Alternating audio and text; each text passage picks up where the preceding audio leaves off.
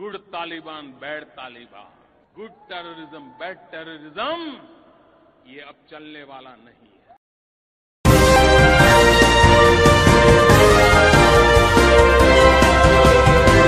पल-पल news के news room से मैं हूं आपके साथ नदीम अकरम। ये शुरुआत में आपने बयान देखा, ये बयान है देश के प्रधानमंत्री श्री नरेंद्र मोदी जी का। नरेंद्र मोदी जी ने कभी तालिबान को लेकर के ये गुड तालिबान बैड तालिबान की परिभाषा देश की जनता को समझाने की कोशिश की थी, पर जितनी बुराई जितनी तनकीद लगातार तालिबान को लेकर के देश के प्रधानमंत्री और भारतीय जनता पार्टी द्वारा जारी रही, अब अफगानिस्तान में तालिबान की सत्ता काबिज हो गई और सत्ता में वापसी के बाद अब नजर किस तरीके से मिलाई जाए, इस पर सवाल खड़ा हो गया।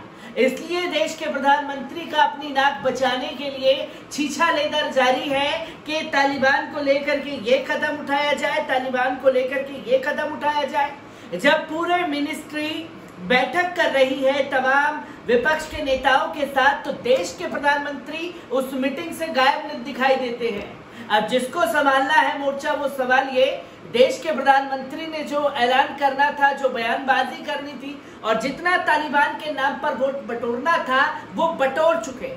अब सवाल ये खड़ा होता है कि तालिबान को लेकर के आतंकवाद की परिभाषा लगातार जो है भारतीय जनता पार्टी ने सेट करने की कोशिश की, और अब जो खबर सामने आ रही है कि सत्ता में वापसी के बाद तालिबान के आगे पूरी तरह से भारतीय जनता पार्टी यानी कि केंद्र की मोदी सरकार ने घुटने टेक दिए हैं। क्योंकि अभी की इस वक्त की एक बड़ी खबर सामने आ रही है कि कतर के दोहा में भारतीय राजदूत जो हैं वो तालिबानी नेताओं से मिले हैं और तमाम समझौते, तमाम बातचीत इसको लेकर के की जा रही है। महज अब औपचारिकता बची है कि कब मोदी सरकार जो है तालिबान को लेकर के सरेंडर होती है, क्योंकि दुनिया भर के लोग जो हैं वो तालिबान को मान्यता देने के लिए तैयार हैं, उनके साथ अपने संबंध बनाने के लिए पूरी तरह से तैयार हैं, पर भारत सरकार को लगातार तालिबान की तरफ से मौका दिया जा रहा है, जिस पर अब भारत सरकार को फैसला करना है कि वो अब इस करवट बैठेंगे या उस करवट, जिसमें सिर्फ महज औपचारिकता बाकी है कि कल 2 से 3 दिन के अंदर या कुछ ही दिनों या घंटों के अंदर ये ऐलान हो सकता है कि हम तालिबान के साथ जाने के लिए तैयार हैं। क्या कुछ हुआ है मीटिंग के दौरान, एक बार इस पर भी नजर डालते हैं। आपको बता दें कि कतर में भारत के राजदूत दीपक मित्तल ने तालिबान नेताओं से मुलाकात की है। भारत के विदेश मंत्रालय ने तालिबान के प्रतिनिधि से मुलाकात की है, आधिकारिक जानकारी दी है। ये मुलाकात कतर की राजधानी दोहा में तालिबान की गुजारिश पर हुई है। विदेश मंत्रालय के मुताबिक इस मुलाकात में भारत ने अफगानिस्तान में फंसे भारतीय नागरिकों की सुरक्षित और जल्दी वापसी के साथ आतंकवाद से जुड़ी चिंताओं को उठाया है। तालिबान के प्रतिनिधि ने भरोसा दिया कि भारत की चिंताओं का समाधान किया जाएगा। तो वहीं आपको बता दें कि विदेश मंत्रालय ने एक बयान जारी कर बताया कि कतर में भारत के राजदूत दीपक मित्तल ने तालिबान राजनीतिक ऑफिस के प्रमुख शेर मोहम्मद अब्बास से मुलाकात की है। इस मुलाकात के लिए तालिबान की ओर से गुजारिश की गई थी। दोहा में अमेरिका और तालिबान के बीच हुई बातचीत का अहम हिस्सा रहे शेर मोहम्मद ने सार्वजनिक तौर पर भी भारत के साथ दोस्ताना संबंध बनाए रखने की गुजारिश की थी। उनका ये सार्वजनिक बयान इसी हफ्ते में सामने आया था। तो वहीं आपको बता दें कि विदेश मंत्रालय ने क्या बताया है इस मीटिंग को लेकर के। भारतीय राजदूत दीपक मित्तल और उनकी मुलाकात इसी बयान के बाद हुई है। इससे पहले बीते हफ्ते अफगानिस्तान के मुद्दों पर सर्वदलीय बैठक हुई थी। तब विदेश मंत्री एस जयशंकर ने तालिबान के साथ संबंध के पर सवाल पर कहा था, वेट एंड वॉच, यानी इंतजार करें और देखें।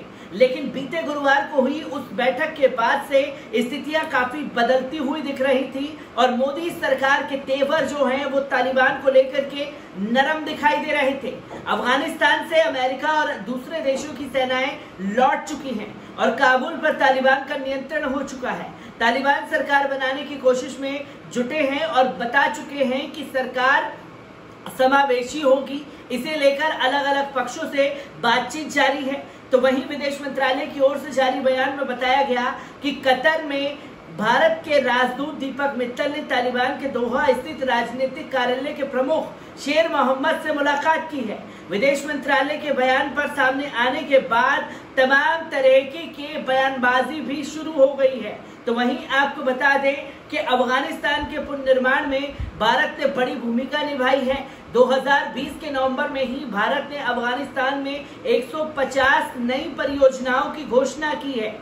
इससे पहले 2015 में भारत के प्रधानमंत्री श्री नरेंद्र मोदी ने अफगानिस्तान की संसद की नई इमारत का उद्घाटन किया था। ये भवन भी भारत के सहयोग से बनाया गया है। अगले ही साल अफगानिस्तान के हेरात प्रांत में 22 मेगावाट वाली बिजली और सिंचाई की परियोजना का उद्घाटन मोदी और अफगानिस्तान के राष्ट्रपति अशरफ गनी ने साझा रूप से किया था।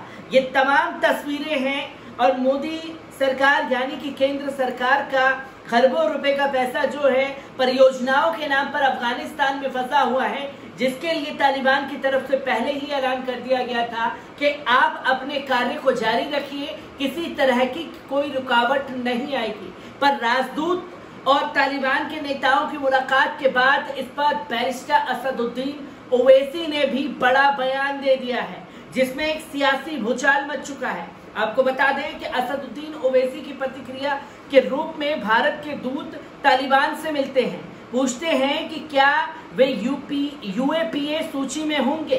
असदुद्दीन ओवैसी ने अपने ट्विटर हैंडल से पूछा है कि क्या तालिबान के साथ भारत की औपचारिक बातचीत से आतंकवादी समूह को मान्यता मिलेगी। ऑल इंडिया मजलिस इत्तेहादुल मुस्लिमीन के अध्यक्ष ने भारत सरकार से पूछा कि क्या वे तालिबान को अपनी यूएपीए आतंकवादी सूची में शामिल करेगी। जब कतर में भारतीय दूत ने तालिबान नेता शेर मोहम्मद अब्बास से मुलाकात की और भारत की चिंता को उठाया, भारत विरोधी कृत्यों और आतंकवाद के लिए अफगान भूमि का उपयोग किया गया।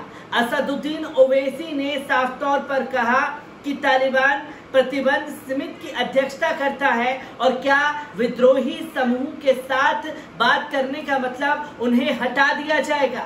ये बातें बैरिस्टर असदुद्दीन ओवैसी ने अपने सोशल मीडिया प्लेटफॉर्म पर आकर के कही हैं। तो तमाम लोगों का अब बयान भी आना तमाम पार्टियों का शुरू हो गया है, जहां भारतीय राजदूत ने तालिबान के नेताओं से मुलाकात की है।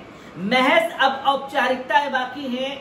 भारत सरकार जो है तालिबान के साथ अपने रिश्तों को सुधारने के लिए कई बड़े कदम उठाने का ऐलान कर सकती है। तालिबान से आ रही हर एक अपडेट को आप लोगों के साथ यूं ही साझा करता रहूंगा। दीजिए इजाजत, शुक्रिया।